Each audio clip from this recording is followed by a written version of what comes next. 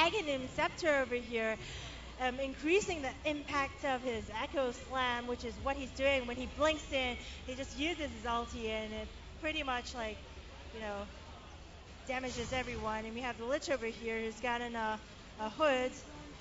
A very gutsy Lich. I respect this Lich a lot because he's going on very low HP, and yet he's not doing that bad. He's doing great support.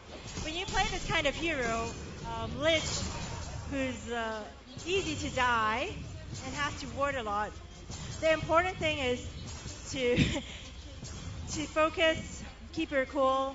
Even if your teammates shout at you for not having wards up or something like that, keep your cool and just make sure what's going on over here. Make sure that you support your team. It doesn't matter if your level is that low all the time.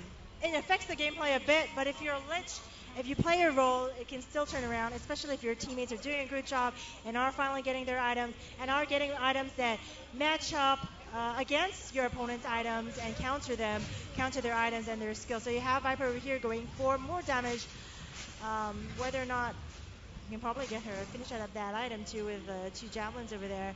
And we have this Outworld Destroyer who already has this Scythe of Vias over here, which turns everyone into sheeps. You know when you see some hero turning into like a sheep or a chicken? That's this item over here being used. Okay, so wow, VS has gone for Satanic over here. Okay, which has some life steal, which enables VS to stay in a battle much longer. And since VS is dealing so much damage with Manta Cell, topped off with the fact that he, the actual player himself, has a BKB, it's gonna make VS so hard to kill. And like just basically dealing that damage over here. So they want to pick off that VS if they can, because once the VS is dead, the entire team does less damage. Where did the VS go? This skill over here, you can see, basically gives his teammates an aura. You see that radius over there? That huge aura gives them extra damage. Okay, so Windrunner over here also has that, what some people call sheep stick. We have 2 sheep sticks, great disables.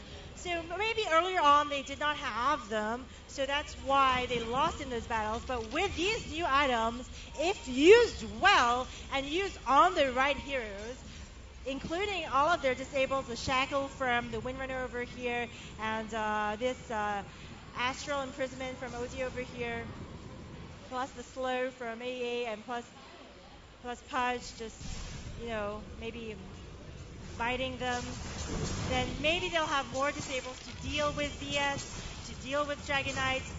But it looks pretty scary because that is a lot of HP on a VS. 2.7 HP on a VS that has a Black King bar and a Manta and a Satanic. That is a hard fight. And it looks here Dragon Knight has a lot of money. Why does he have a lot of money, you might ask? You might ask, why doesn't he buy more items? He hasn't completed all of his items over here. It is because they know that they're pushing. If he needs to buy back, he needs that money. So if he dies, he can buy back and go back into this fight. You can see that VS is going after Windrunner. We have Viper over here just being left behind. Okay, VS just picking up at Outworld Destroyer over there. Windrunner barely making it. Not quite sure if she will be able to make it because VS is still going on. Chasing. And chasing, going back. And oops. Wow. Great save from AA over there. Using Force Staff on Windrunner. Pushing her away. Windrunner, when running away. This skill over here. So they managed to get away. Windrunner and AA yet again getting away, but the 3 main more crucial heroes for PMS Asterisk have once again got picked off by this team, and they are in full force, all 5 of them. As I mentioned earlier, it was extremely hard to go after that VS, and the VS survived. Looks like they're going to push in. And as I was saying, the Dragon Knight decided to save money in case if they had lost that battle because they knew that they had those sheepstick disables besides. Oh no, not there. Radiant structures are fortified. These items. They knew that they had them. So they wanted to make sure if we lose the initial battle, I can buy back, walk back in. Oh, we have VS swapping in Windrunner. Windrunner going to die. Being pushed. Whoa! Amazing! Not going to die. I'm going to take that back. Being pushed by her teammate over here and pushing herself away with Force Staff. Having Force Staff is really excellent over here. It was right of AA and VS not to be too aggressive in trying to defend this set of racks over here, because had they gone too close, both of them would have died, and by the time their three teammates came out, they would have been effective. But, you know, since they waited, had Nazgul decided to stay behind because they got overconfident and they're just like pushing over here, maybe pushing the mid tower and going, oh, we've pushed back, we have items, we feel big, we're going to annihilate you. Had Nazgul gone with that decision, PMS actually might have been able to engage with them over here. So that was a very smart move by AA, Ancient Apparition, and Windrunner for not trying to dive in and defend those two towers, that tower and those two racks, because they were already a gone cause. Okay, so over here we have Ancient Apparition going for another disable item, this Yule Scepter of Divinity, which basically throws up either yourself or your teammate or your opponent into the air. So you can use it to maybe save yourself, save your opponent. If you think that you're dying, you know, you can throw yourself up in the air so that your opponents need to go after someone else. Maybe by the time you land, they've forgotten that you were there, and then you can use another skill, because by the time you land, your skill has cooled down, and you can use another stand or something like that. So actually, PMS Asterisk has decided to go for let's get more disable items, because when we interact, we want to disable them. And if we manage to do that, we might be able to win this game. So it is a very close game. You can see that the hero kill has closed up 42-35 at this point. Let's check their hero level difference. We have 23, 22, 22, 21, 20. Wow, that's in order. And we have for Nazgul over here 16, 22, 25, 16, 19. Okay, so Nazgul slightly has less levels, but it looks like they have been having a lot of successful team fights, which has enabled them to push back. And if PMS Asterisk keeps on continuing to lose these very, very crucial team fights when they're trying to push, then Nazgul will be able to regain the hero level difference. And since they have their items, this might happen. So we have PMS Asterisk. Oh, Pudge hooking in the VS before they can initiate, but ES comes in, daggers in, gets it, picks him off. They're going after the Pudge. The Pudge gets ulti, buys the Lich over here. The OD decides, oh no, all of my teammates are dying or have died. I'm going to quickly make a dash for it before I die as well. But Viper over here has been picked off. So we have 2-1 switched, but Lich is not really that important in this game, well, in this total lineup. Well, he is important in the sense that he has to ward, but in terms of pushing and the actual damage, when Nazgul wants to push, then that is the dispensable hero that you want to die if one of your teammates has to die. And now over here we have Pudge, OD, and Windrunner left to defend. I don't know if Viper or Ancient Apparition do have money to buy back at this point. They may or may not have, and I'm not allowed to say that because that would be giving information to Nazgul, so they have to figure that out for themselves. They have Nazgul pushing in, getting this tower very easily since it had very low GP. They're going after the melee racks over here first, which is normally what you go for, melee racks first, then range racks. And they've gotten the mid down, they've gotten the bottom down early, they've gotten the mid down. In the meantime, we've got Windrunner over here trying to push, do a small push out back at bottom over here because Windrunner knows there's no way I am touching this area with a 10-foot pole because the VS is going to swap me out and they're just going to kill me. So that's why, whoa, an excellent hook by the Punch over there. He manages to get the VS and the VS just gets picked up because his teammates decided to, hey, let's play it safe. Let's play it safe. their team decided we lost top Rex. Well, one of them, the important one, and we've lost our mid tower. Let's not be too risky. We've gotten mid. Let's keep the advantage going here, and that's why their teammates decided to go back and left the VS there to get hooked and picked off. It's a bit of extra hope for PMS Asterisk over here, but it looks like, did he just buy back and I didn't notice, or did he have Aegis? No, I think he bought back. So he's like, hey, I'm just gonna buy back. Yo, what's up? Pushing this back out over here, because as you can see, this is their weaker lane. They've lost their melee Rex, which makes PMS Asterisk creeps push it. So that's why they're pushing it back out. Plus, it's also the area which they haven't got an advantage in. So we have over here Pudge going after the Lich, who is, for some reason, they're all alone. Probably going off to walk and ward a little bit, anticipating a push. And that has happened to me tons of times. If you are a support hero, you do not want to walk out alone when you know that your opponents are coming in for a push, or if you don't know where your opponents are, because you are going to get picked off and your teammates are going to be like, hey, where are you? We need your chain frost, we need your ice armor, but you're not there.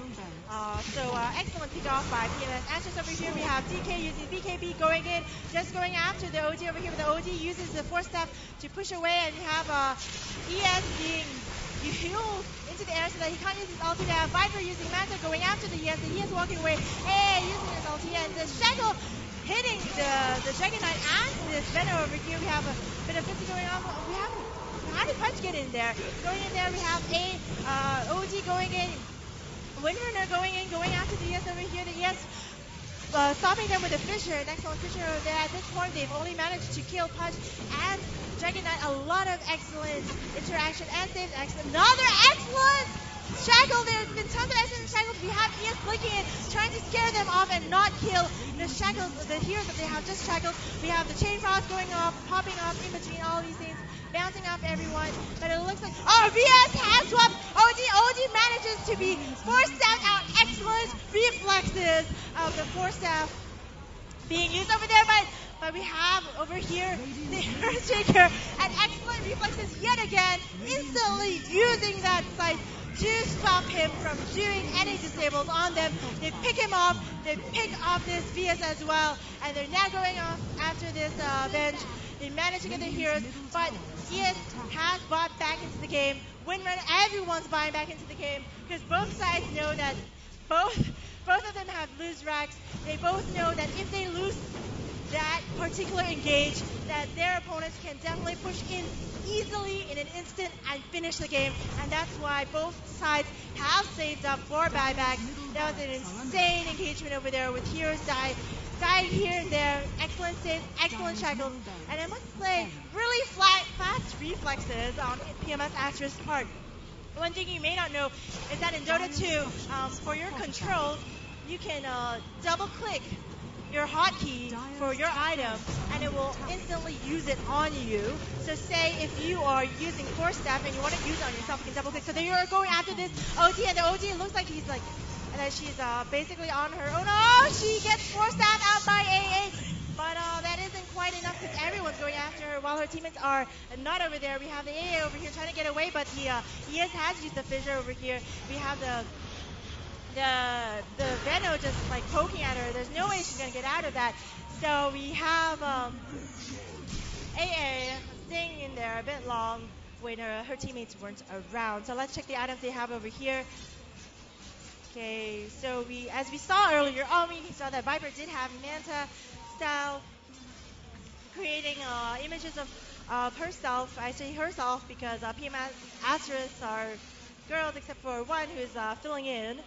Though they like to say that she's a girl. And this blade mail over here, which when activated, will make her spiky and then make it really painful for her opponents to attack her, because it deals some damage back. So let's have a look at the items that they do have over here. The Dragon Knight has managed to complete the AC over here. We have Venom, who has the Aghanim Scepter, which helps increase the ulti. So lots of them have gone for Aghanims. So you can see over here that the strategy that Nazgul has gone over here is to strengthen up their ultimates And you see ES got it, and Vena got it, okay? But PMS Asterisk decided to get more disables. Let's get two sheep sticks. Let's get a Yules. And so, which one will play out more well? It looks like PMS Ashes does an excellent job of using their extra disables. So it works well for them. But on the other hand, if Nazgul gets their timing right and their ultimate timings right, they all go in, they're set off, it hits everyone or most people, then it's definitely worth having this Aghanim. So they're going for more of an aggressive attack mode, banking more that their timing will be good. Whereas PMS Asterisk is going more for, we're going to make sure we have enough disables so that when you attack in on us, you will not be able to use your skills, you will not be able to use your ultimates, which we saw earlier on when the ES blinked in, trying to capture some of them over here at mid. We saw them use their force staffs, push away people more than twice to save one person, save two people. Oh, it looks like over here the Pudge gets picked up. He just bumps into all five of them, which is really unfortunate. He's extremely tanky, but he manages to get away because now they can't see him anymore. Oh, and he hooks that VS. He tries to confuse them by using the Manta, and we have a spiky porcupine Viper over here trying to attack, but we have everyone over here coming in here. The Lich, only the East is on the side. We have OD Windrunner coming in the pool. We have VS being turned into a chicken, trying to get off. ES being disabled so that AA can get a quick getaway, but Lich is untouched, and Dragon Knight over here was untouched because he used his BKB, so they weren't able to actually use any of their skills on him, but we have a speedy Windrunner over here trying to make a quick getaway so that she can come in, go around from behind, defend their base, make sure that they're unable to push in. So that was an interesting engagement over there. The Pudge knew that he had his teammates coming to back him up because he almost got picked up by five members of Nazgul, but it looks like Nazgul is just going to go straight for the tower. They're like, we are tired. This game has been going on for 72 minutes.